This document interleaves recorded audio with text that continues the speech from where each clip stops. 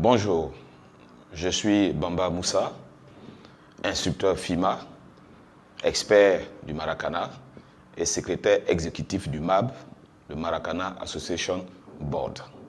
Vous suivez les différentes séquences du film à la découverte des lois du jeu du Maracana. Nous avons 14 lois du jeu au Maracana. La première loi s'intitule « Le terrain et le ballon ».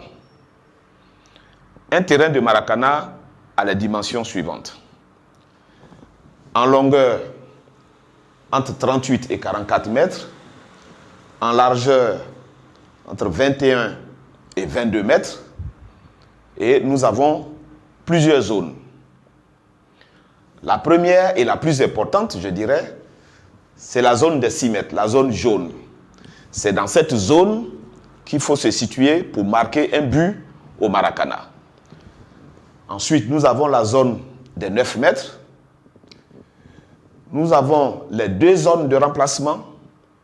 C'est dans cette zone-là, dans ces deux zones, que les joueurs des deux équipes passent pour pénétrer sur l'aire de jeu ou pour sortir lorsqu'il y a un remplacement.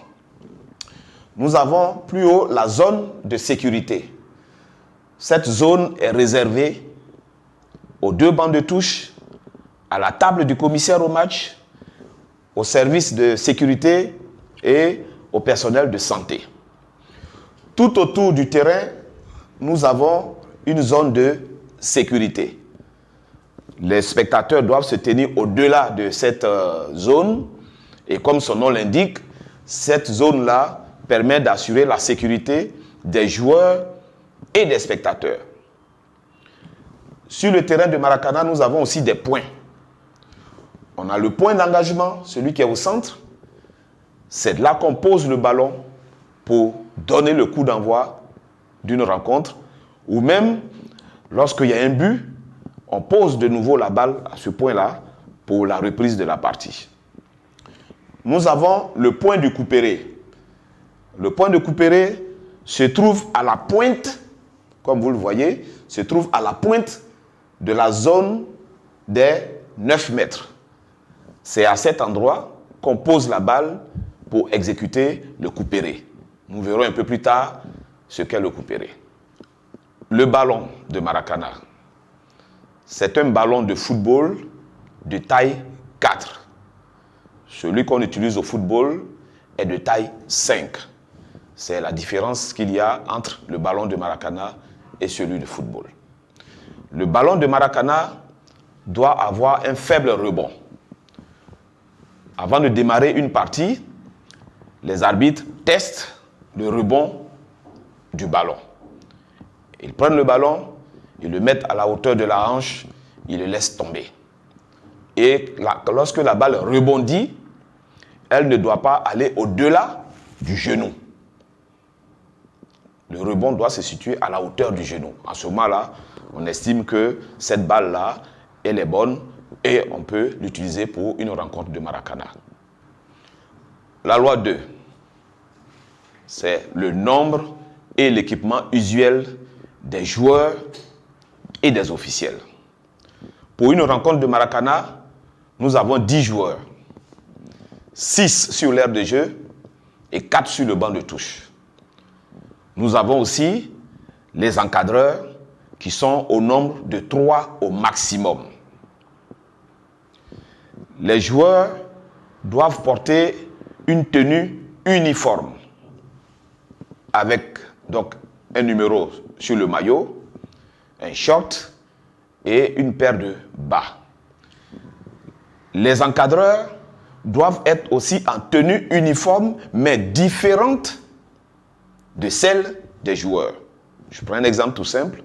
L'équipe est en rouge.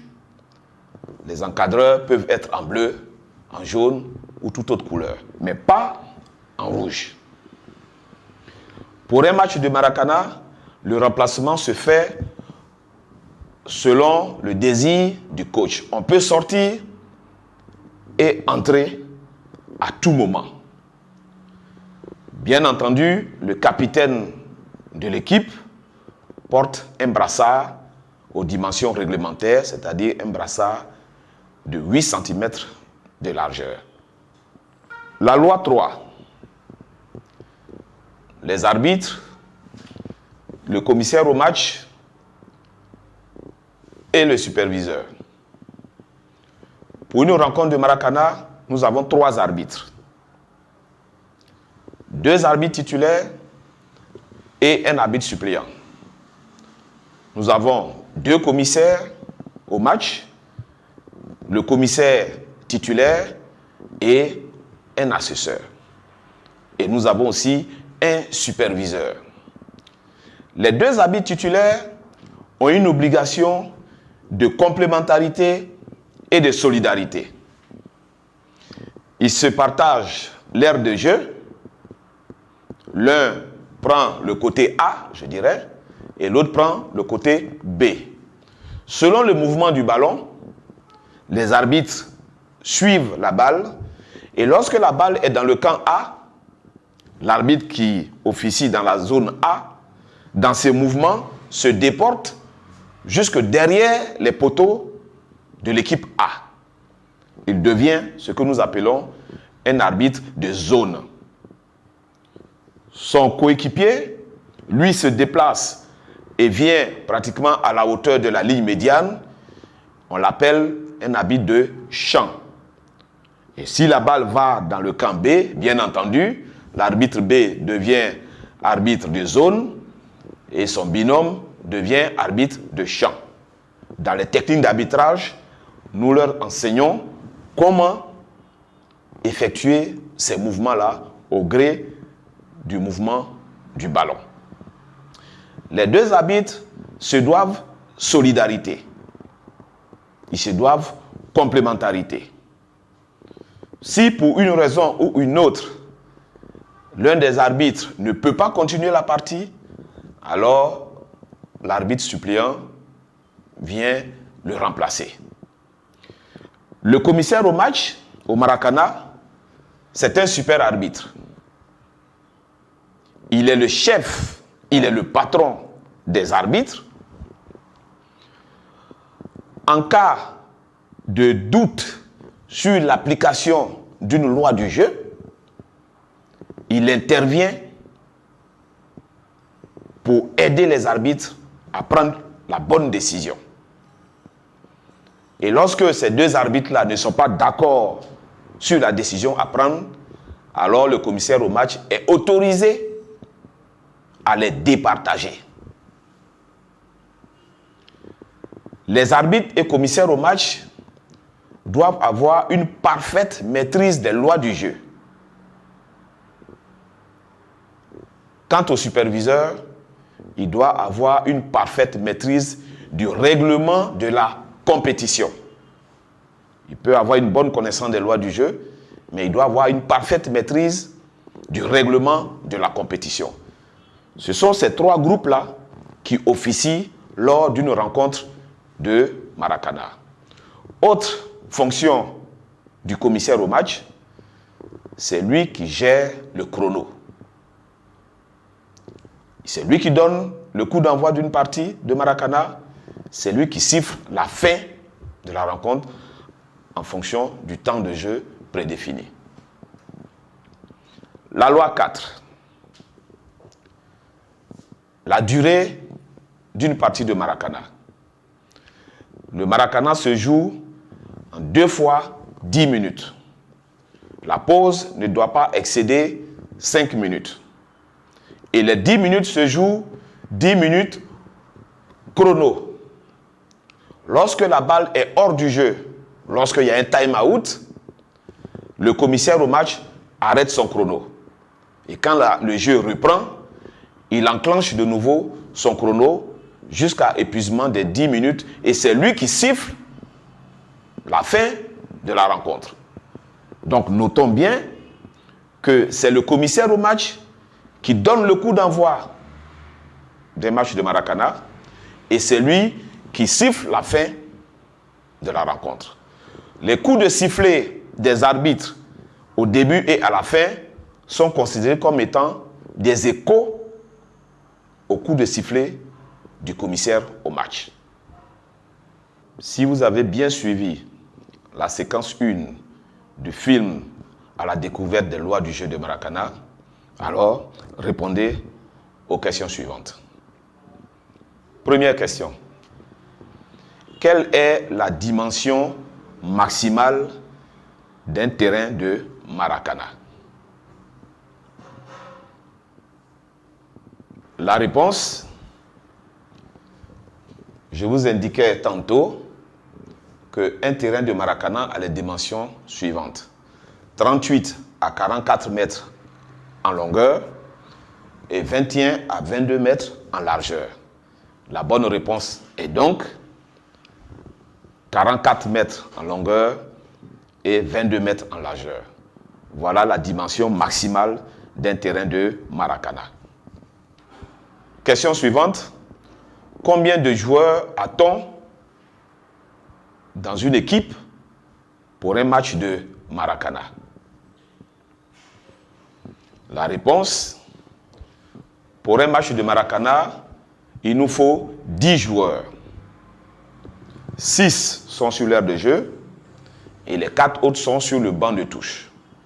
Bien entendu, les entrées et sorties du terrain se font au gré de l'entraîneur. Il nous faut donc 10 joueurs. Question suivante. Quelle est la durée d'une partie de Maracana? Réponse. Une partie de Maracana dure 2 fois 10 minutes. Chrono. 2 fois 10 minutes. Chrono. Donc le ballon est en jeu. Le chrono est en marche. Et lorsque le ballon est hors du jeu, on arrête le chrono. Et au terme des 10 minutes, on siffle la pause qui ne doit pas excéder 5 minutes et on revient pour la seconde mi-temps qui, elle aussi, dure 10 minutes chrono. Vous suivez la séquence 2 du film à la découverte des lois du jeu. La loi 5, le coup d'envoi et la reprise de la partie. Au Maracana, le coup d'envoi se fait de façon exceptionnelle. Un joueur de l'équipe A qui a le bénéfice du ballon fait la passe à un adversaire donc de l'équipe B. Ce dernier lui redonne la balle et c'est à partir de ce moment-là que le match commence. C'est une forme de salam alek que nous observons avant de démarrer une rencontre de Maracana. C'est pour matérialiser la CFA, la convivialité, la fraternité et l'amitié. Après un but, on reprend ce cérémonial-là et bien sûr, à la reprise de la partie, donc en deuxième mi-temps, on observe le même protocole. La loi 6, le but marqué. Pour qu'un but soit valable au Maracana, il y a 3 conditions. La première, il faut que la balle ait été touchée dans la zone des 6 mètres, dans la zone jaune. La deuxième condition, il faut que la balle ait été touchée par toute partie du corps, sauf la main. Un but marqué de la main est entaché d'irrégularité. Donc il faut que le but soit marqué en ayant été touché par toute partie du corps, sauf les mains. Et la troisième condition, c'est que la balle doit avoir franchi entièrement la ligne de but. Voici les 3 conditions pour que le but soit valable. La loi 7, les coups francs. Par définition, un coup franc est un botté qui se fait sans être contrarié par un adversaire. Cela veut dire que lorsque vous bénéficiez d'un coup franc, vous pouvez poser votre ballon et aucun adversaire ne viendra vous empêcher d'exécuter le coup franc. Il existe plusieurs types de coups francs. Il y a des coups francs consécutifs à une faute dans le jeu. Il y a des coups francs consécutifs à une faute effectuée dans les 9 mètres. La différence, c'est que pour une faute exécutée dans les 9 mètres, on pose la balle en dehors de la ligne des 9 mètres. Autre coup franc, on a le coup de pied de réparation. On a le corner. On a le coup péré. On a la rentrée de touche. Voici les différents coups francs que nous avons au Maracana. Tous ces coups francs répondent à un principe, et qui est un principe très important au Maracana, c'est le principe du 5-3. 5 secondes pour l'équipe qui a le bénéfice de la faute, donc pour exécuter le coup de pied, pour le coup franc.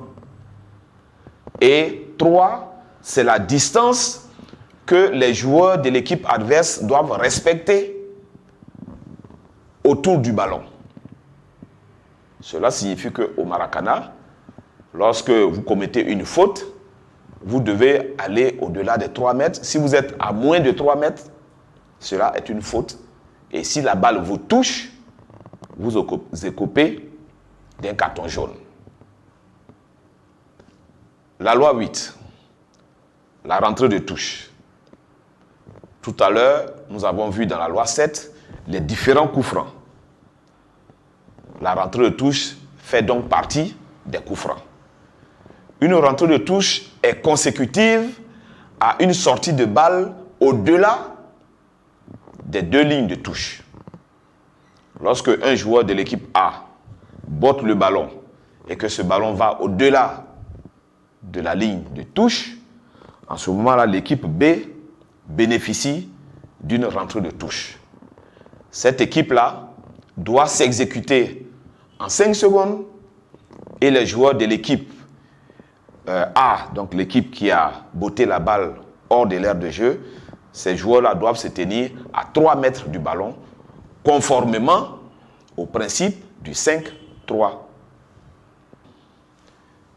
Si vous avez bien suivi la séquence 2 du film à la découverte des lois du jeu de Maracana, alors répondez aux questions suivantes. Première question. Citez 3 types de coups francs au Maracana.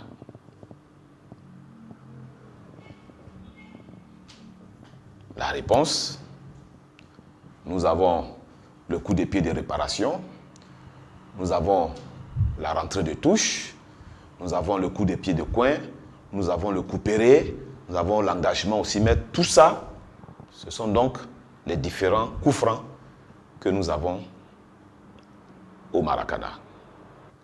Question suivante. Comment se fait l'exécution d'une rentrée de touche au Maracana? Pose-t-on la balle sur la ligne de touche ou en dehors du terrain? La réponse, au Maracana, pour exécuter une rentrée de touche, on pose la balle hors du terrain.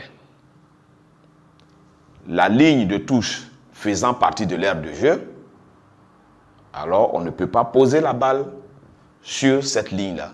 On la pose en dehors de l'aire de jeu afin d'exécuter le botté de la rentrée de touche. Vous suivez la séquence 3 du film à la découverte des lois du jeu de Maracana. La loi 9. Les fautes et comportements antisportifs.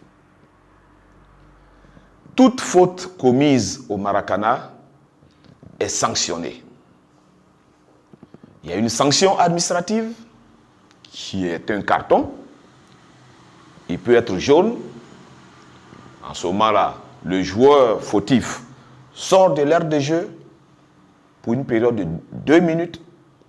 Son équipe évolue en infériorité numérique jusqu'à expiration des 2 minutes. Le carton peut être rouge.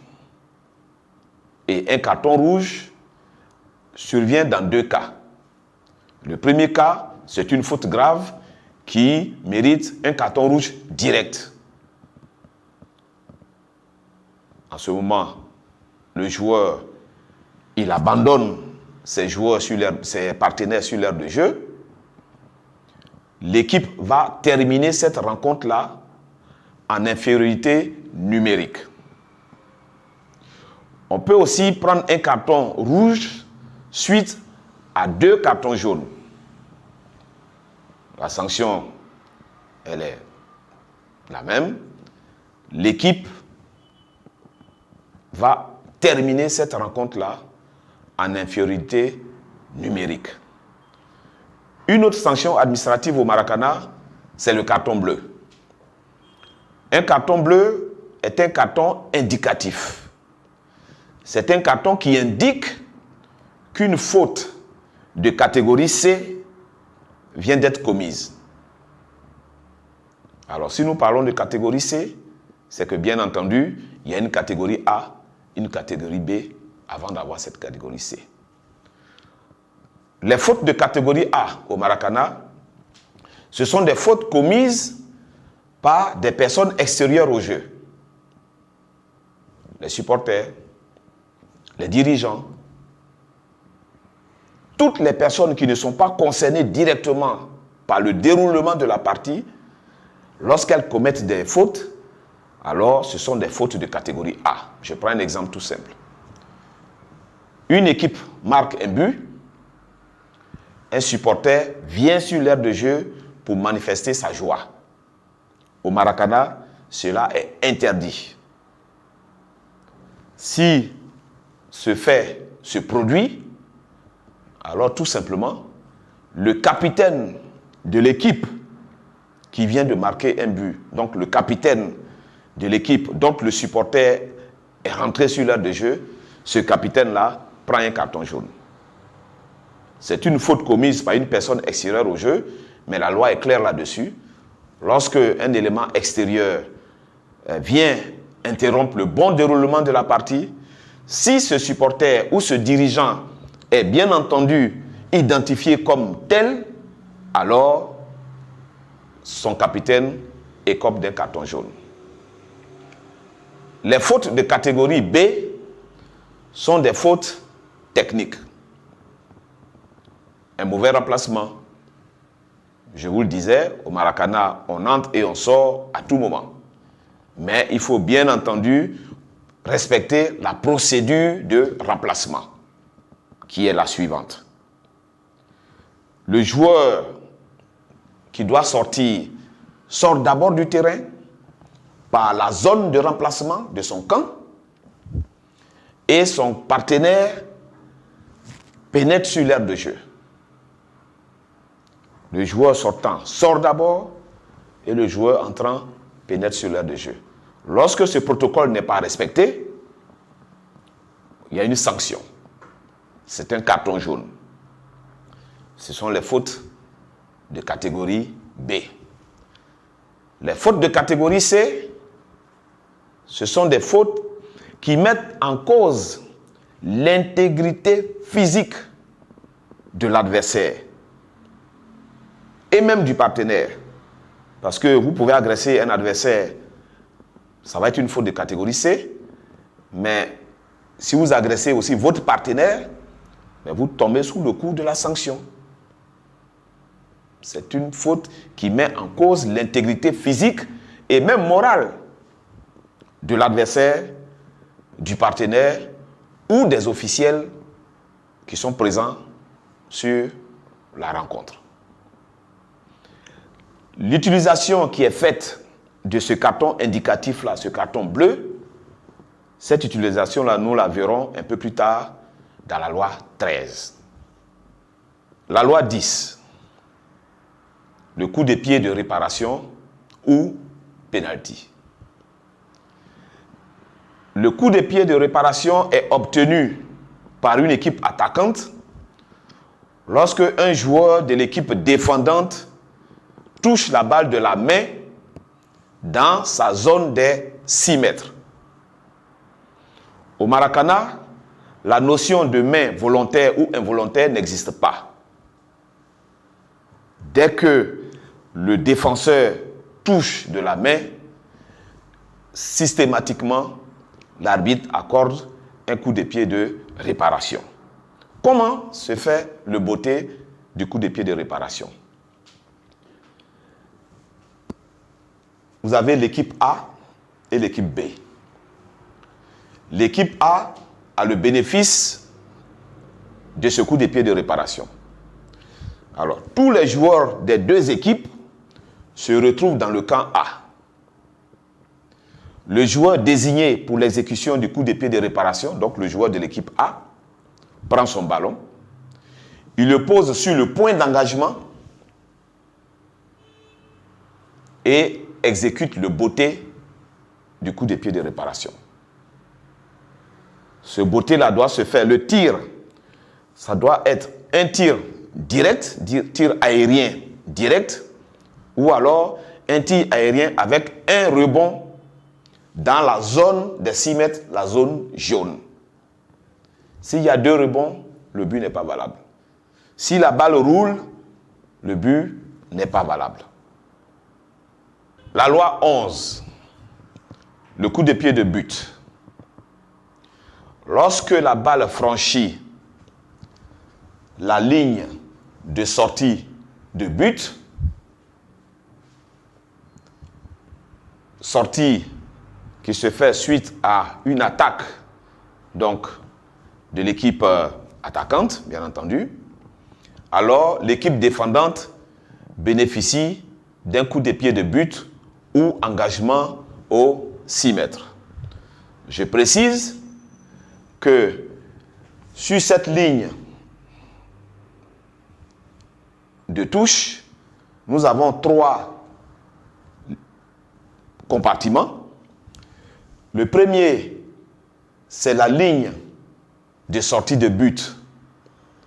Le deuxième, c'est la ligne de but. Donc, la ligne de but, c'est la partie qui se trouve entre les 2 montants.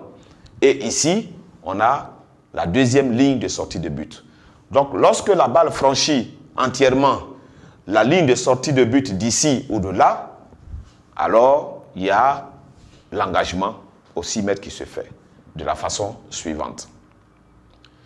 Un joueur de l'équipe se tient dans la zone des 6 mètres, dans la zone jaune. Tous ses partenaires se tiennent au-delà de la ligne des 6 mètres. Les adversaires, quant à eux, se tiennent au-delà de la ligne des 9 mètres. Et c'est en ce moment-là que le joueur qui a le bénéfice du ballon peut effectuer son coup de pied de but. En respectant, bien entendu, le principe du 5-3. Il a 5 secondes pour exécuter le botté de ce coup de pied de but. Et ses adversaires, on l'a dit, ils sont au-delà de la ligne des 9 mètres. Donc, ils sont bien sûr à 3 mètres du ballon. Lorsque l'engagement se fait dans ces conditions, en ce moment-là, il est valable. Mais bien entendu, le premier botté ne doit pas aller au-delà de la ligne médiane. Une passe doit être faite à un partenaire qui est à côté et le jeu peut donc être engagé pour la suite de la rencontre. La loi 12, le coup de pied de coin ou corner. Le coup de pied de coin est obtenu par l'équipe attaquante lorsque la balle est touchée par un adversaire et qu'elle franchit entièrement la ligne, l'une des lignes de sortie de but, soit ici à droite, soit à gauche. Le coup de pied de coin s'exécute de la façon suivante. Un joueur de l'équipe bénéficiaire pose la balle au point de corner. Il y a 4 points de corner sur un terrain de Maracana. Il se situe donc à l'intersection de la ligne de touche et la ligne de but. Donc à cet endroit, quelquefois matérialisé par un quart de cercle, le joueur de l'équipe bénéficiaire pose le ballon et exécute le coup de pied de coin. Bien entendu, contrairement à d'autres disciplines, on ne peut pas être à l'exécution d'un coup de pied de coin et marquer directement au Maracana. Ce n'est pas possible. Tout simplement parce que les trois conditions de la loi 6 ne sont pas réunies. Je rappelle que pour qu'un but soit valable au Maracana, il faut qu'il ait été touché dans la zone des 6 mètres. Vous voyez qu'il est au point de corner, donc il n'est pas dans la zone des 6 mètres.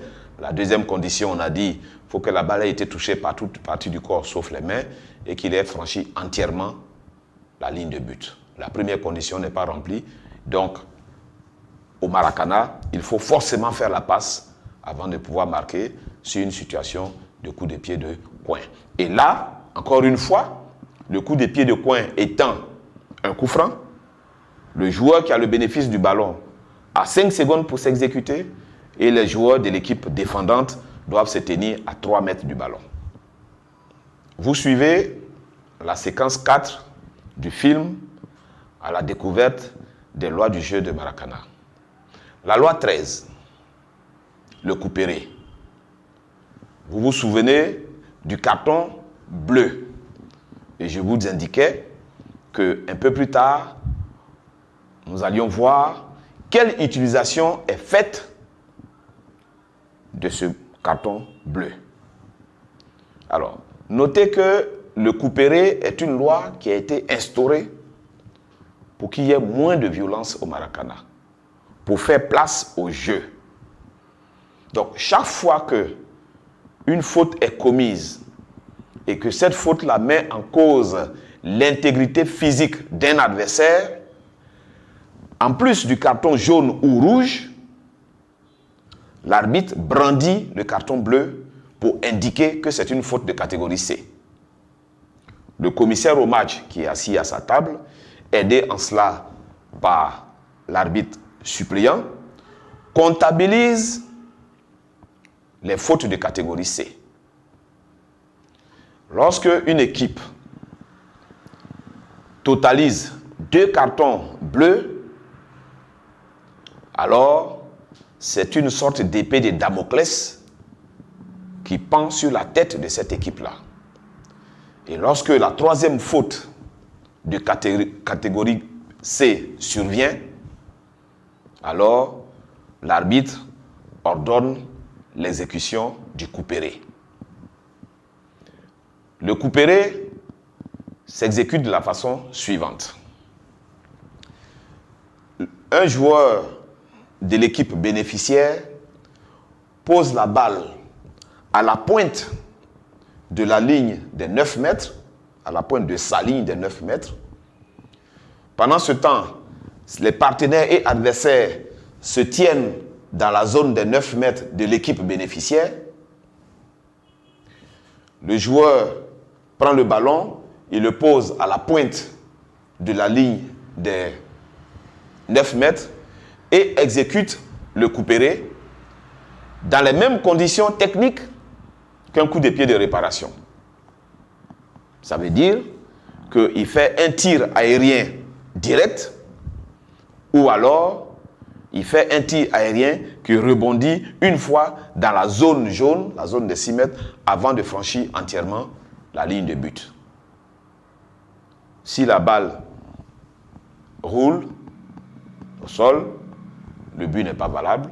Si la balle fait plus d'un rebond, le but n'est pas valable. La loi 14, les protocoles d'entame et de fin de match. Cette loi a été instaurée pour matérialiser encore une fois la CFA. Je rappelle, la CFA, c'est la convivialité, la fraternité et l'amitié qui prévalent au Maracana. Dans certaines disciplines, lorsque le match s'achève, vous voyez les entraîneurs qui se saluent, mais ce ne sont que des recommandations. Ils peuvent saluer, ou ne pas le faire. Mais chez nous, au Maracana, c'est une loi. Et donc, les acteurs du jeu sont obligés de s'y soumettre. Le protocole d'entame de match se fait de la façon suivante. Les intervenants sont le commissaire au match, ses deux arbitres, l'équipe A et l'équipe B.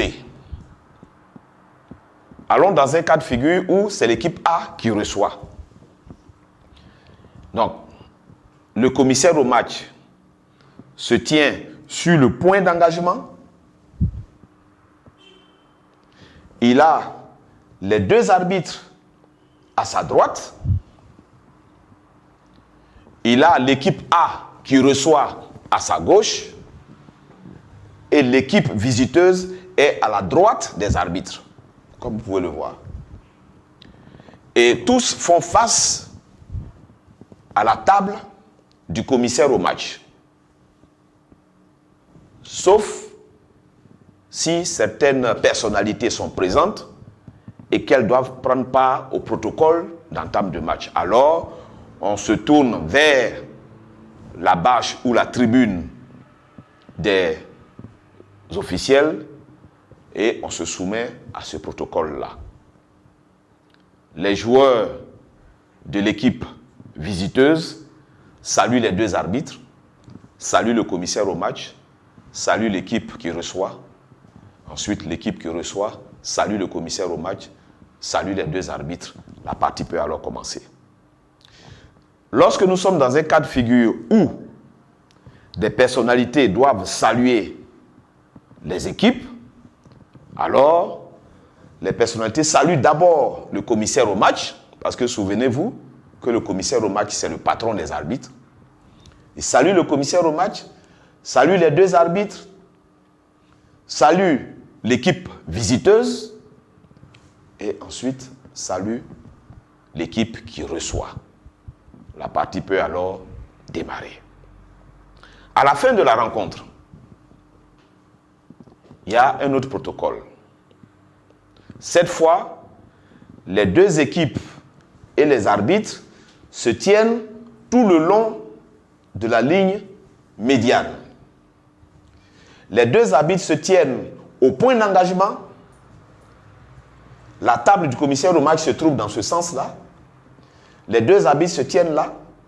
Et l'équipe qui vient de remporter ce match se dispose sur la ligne médiane de là où sont arrêtés les deux arbitres jusqu'à la table du commissaire au match.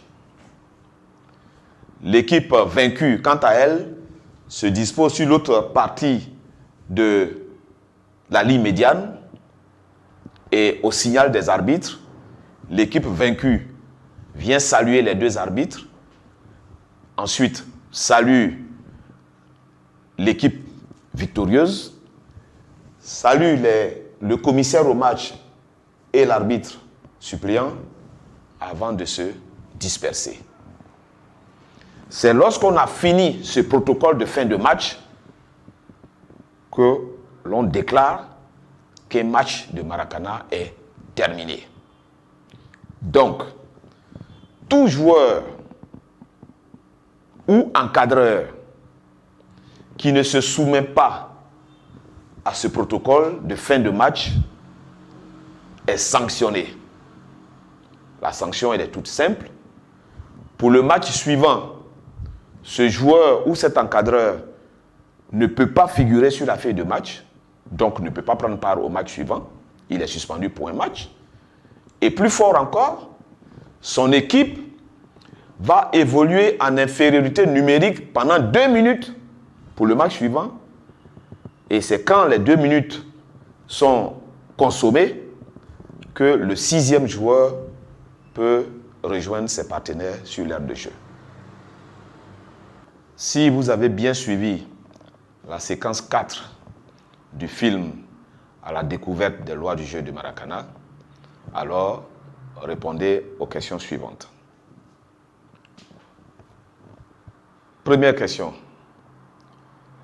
Où se tiennent les deux arbitres titulaires lors du protocole d'entame de match? Ils sont à la droite du commissaire au match ou à sa gauche? La réponse, les deux arbitres se tiennent à la droite du commissaire au match. Et pour compléter le dispositif, notez que les joueurs de l'équipe qui reçoit se tiennent à la gauche du commissaire au match et ceux de l'équipe visiteuse sont à la droite des deux arbitres. Question suivante. Citez-moi deux catégories au Maracana.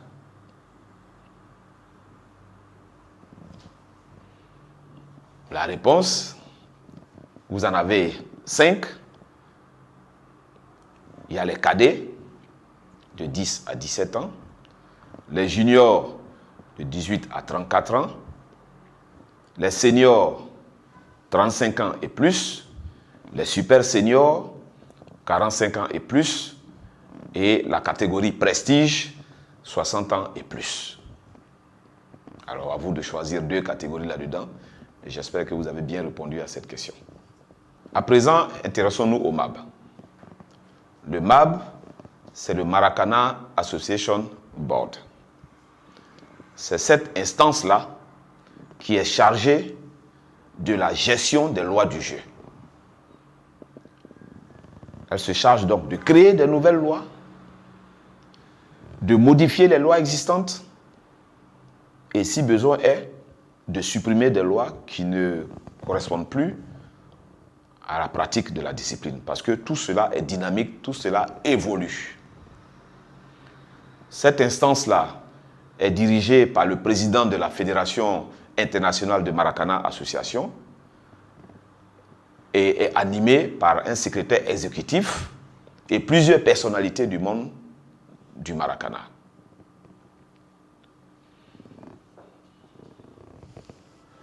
Dans le cadre de la francisation de notre vocabulaire du Maracana, il est prévu de changer le nom du MAB. Parce que le MAB était en anglais et très bientôt, sur instruction du président de la Fédération internationale, nous sommes en train de songer à trouver une nouvelle dénomination du MAB. Tous les officiels techniques au Maracana sont formés à la gestion des matchs. Les arbitres, selon leur catégorie, ont un niveau de formation. Je précise que les arbitres, on a la catégorie A1, ce sont les arbitres débutants et régionaux. Les A2, ce sont les arbitres de ligue. A3, les arbitres fédéraux. Et A4, les arbitres internationaux. Et on a une catégorie A5 que nous appelons les arbitres internationaux élites, qui donc, eux, peuvent arbitrer donc, sur toutes les compétitions d'un continent à un autre. Les commissaires au match sont eux aussi formés sur les lois du jeu, sur l'administration d'une rencontre, sur la rédaction des rapports. Et nous avons 3 catégories au niveau des commissaires au match. Il y a les C1, donc ce sont les commissaires au match débutants, régionaux et ligues. Les C2, ce sont les fédéraux. Et les C3 sont les commissaires au match à l'international. Les superviseurs, nous avons S1 pour les débutants, ligues et régionaux, S2 pour les superviseurs nationaux et fédéraux, et S3 pour les superviseurs internationaux. Tous ces officiels-là, au terme de leur formation, donc, on leur délivre des diplômes Okay? Et c'est en fonction de cela qu'ils sont programmés selon le type de rencontre programmée par la fédération nationale ou internationale. Les différentes catégories que nous venons de présenter sont formées aux lois du jeu. Les commissions formation des différentes fédérations s'organisent pour que tous les joueurs, les encadreurs et même les supporters soient formés aux lois du jeu. Le Maracana est une discipline nouvelle. Et nous avons obligation de former tous les pratiquants. Parce qu'un pratiquant qui ne maîtrise pas les lois du jeu, un pratiquant qui est mal formé, représente un danger pour la promotion de la discipline. Vous avez suivi attentivement les différentes séquences du film à la découverte des lois du jeu de Maracana. J'espère avoir fait de vous des experts. Donc, rejoignez-nous pour la pratique de cette discipline et pour sa promotion. Je vous remercie.